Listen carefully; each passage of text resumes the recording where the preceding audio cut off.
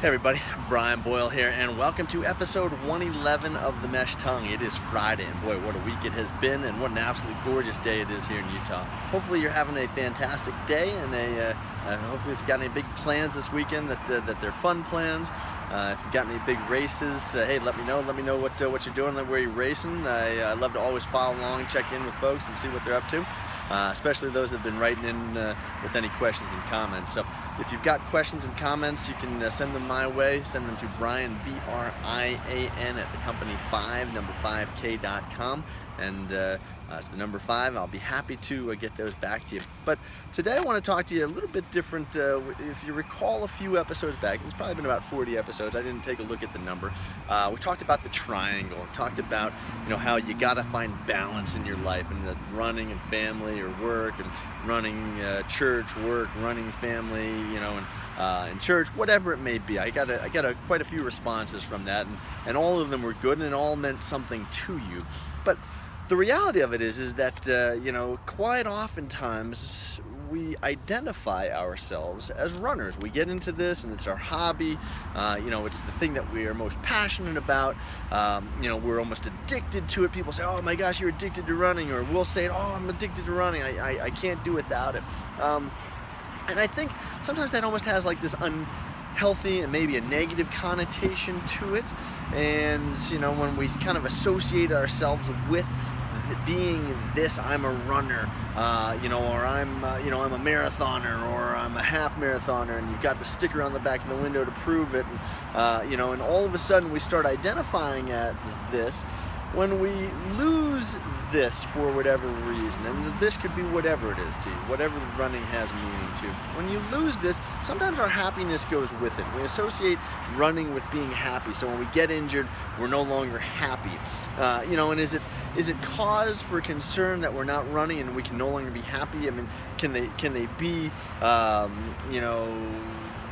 kind of independent of each other, happiness and running? And I think they can be. I've got a friend that wrote the book Feed Your Happy. He's got an app and all sorts of information out there, Scott Wilhite, and he talks about learning how to be happy.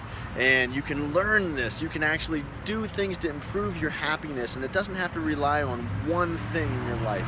It doesn't have to be that, oh, running is the only thing that makes me happy, and I'm not happy unless I'm running. And yet I think sometimes that's all too often what ends up happening.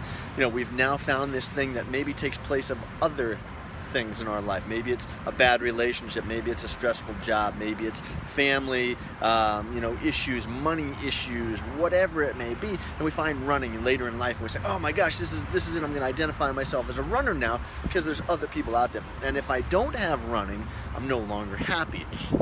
And I think that's where the unhealthy balance becomes. All right, I think you can be happy, you can be running and be happy, you can be not running and be happy.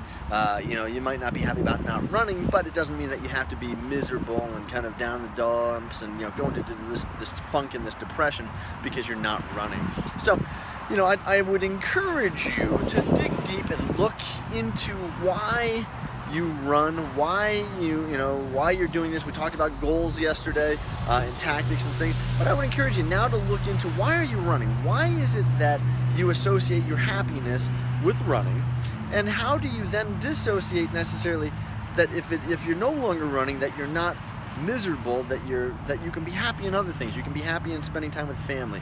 And I couldn't do that for a really, really long time, and I'm being honest here. I couldn't do it. I couldn't not be that way. I was miserable if I wasn't running, if I didn't get my run in, if I'd miss meals or friends, whatever, because I didn't get my run in. I'd just be antsy and crazy.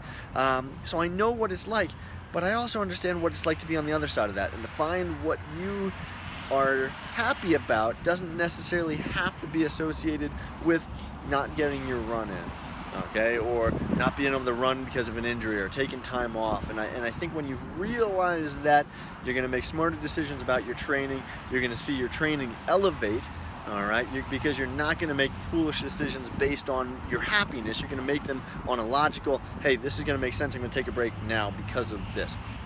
Okay, I'm going to take a break because I know it's the right thing to do I'm going to, make these decisions, and it's not going to revolve around me being happy or unhappy. So hopefully you'll find some value in this. Like I said, I encourage you to dig deep, look into the reasons why you run. If it does associate itself with being happy, that's great. But I think, and I would encourage you, I would encourage you highly to dissociate it necessarily with the happiest of your times in your life. You can be happy of accomplishments, you can be happy of this, okay? But I think if you're happy overall in many aspects, you're gonna be a lot better off, okay? And this is just one key element, but it's just one key element. So, hey, hopefully you have a great day, great weekend. I'll see you again tomorrow.